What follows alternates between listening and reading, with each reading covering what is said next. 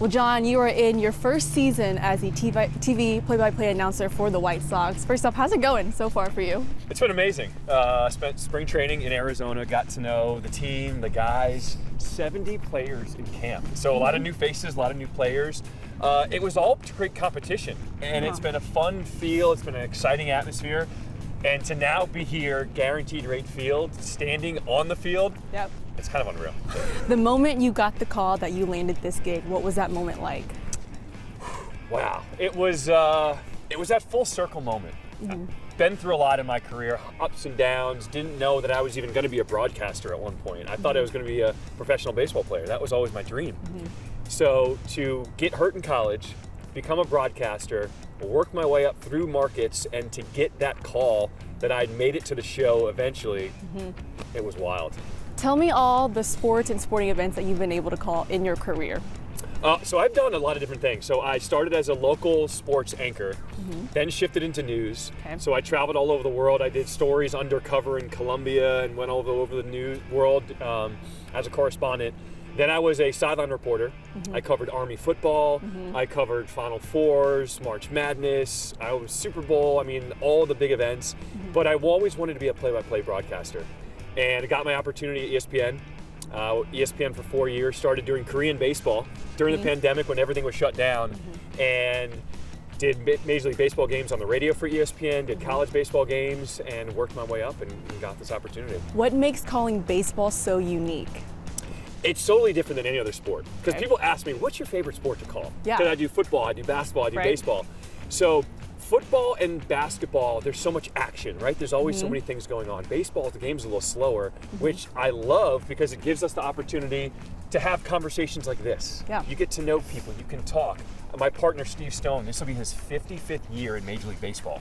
I get to pick his brain and learn all about all the things he's done as a player and a broadcaster. So baseball is unique, and I love it because we have the opportunity to tell more stories and have fun with it. John, tell me, what was the very first game that you called? Ooh, first game that I called. Well, the first game I ever called was a very first Dartmouth one. baseball game. Okay. So I was a Dartmouth baseball pitcher. I got hurt my freshman year, and I knew I was never going to be on the field again, and I was devastated. And my friend was at the radio station at the time in college, and he said, you know the team, right? Like, you're not really doing anything. If you want to come, just have fun for an inning. If you don't like it, who cares? I got in the booth, put on the headset, and it was that moment of, aha, I'm never going to get this close to the field again. And I loved it. It was incredible. What were your first impressions of guaranteed rate field?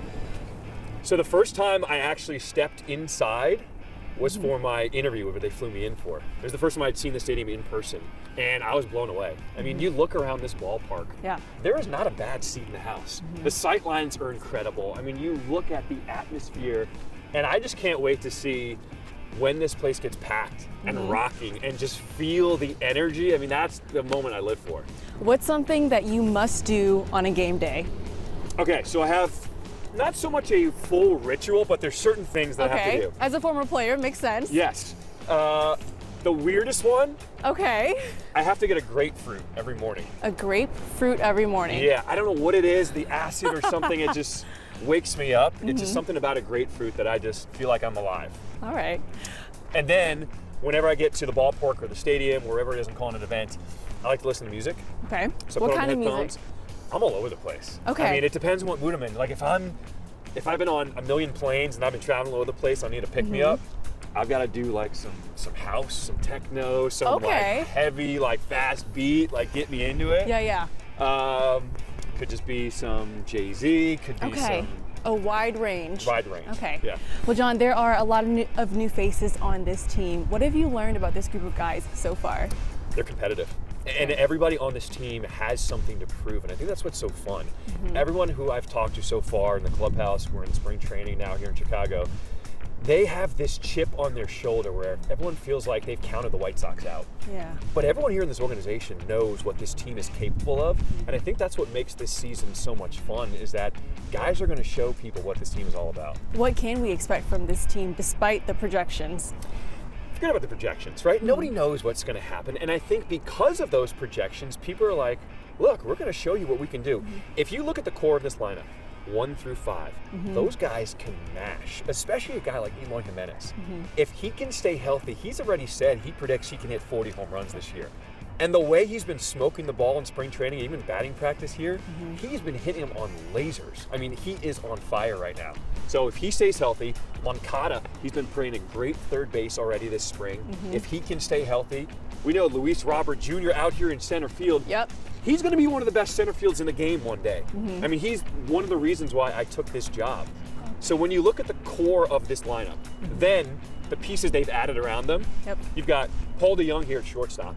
He is the steadiest shortstop in the game. You got Nicky Lopez, a local product at second base.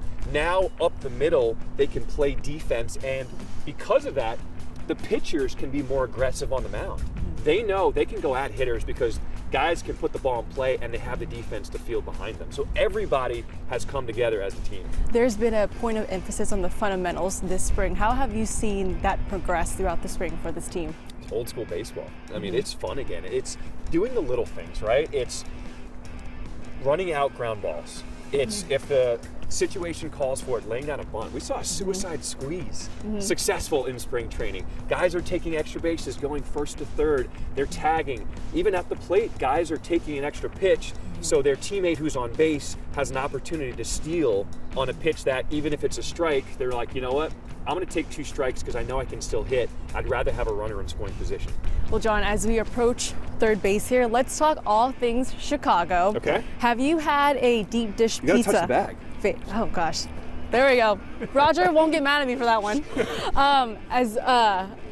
Have you had deep dish pizza yet, or even a Chicago hot dog? I haven't had an authentic Chicago hot dog yet. Okay. So I'm waiting for opening day at the ballpark because that's quintessential baseball. You got to have a hot dog. So that's what I'm waiting for, that first moment. What all have you gone to see so far in the city? St. Patrick's Day. Okay, how was that? Seeing the river green, that was incredible. And the Uber driver when I came up to the airport told me, and he gave me a heads up. He said, St. Patrick's Day in Chicago is bigger than New Year's Eve. Yeah. And I quickly learned, oh, he's right. It was fun. A New York City guy too. You know how big New Year's Eve can be. 100%. What were your first impressions of the city of Chicago? Chicago's cool. I mean, it's a major city. I mean, it's one of the best cities in the world, especially when the weather gets a little nicer, right? Yeah. Like it's cold, it's windy right now. That's what Chicago is. But what I'm looking forward to is summertime in Chicago. Yes. At the ballpark. Yep. This is going to be the best place to be. Well, as we approach home base here, you are one of 2 African-American TV play-by-play announcers in the MLB. What does it mean to you to be one of the first? As the one of 2 African-American TV play-by-play broadcasters, it's a huge honor. You know, I didn't really sink in until I got the job.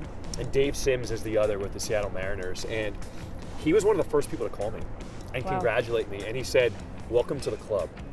And just hearing that from your idol, someone who I grew up watching as a young guy, he was a sports broadcaster in New York City when I grew up watching him.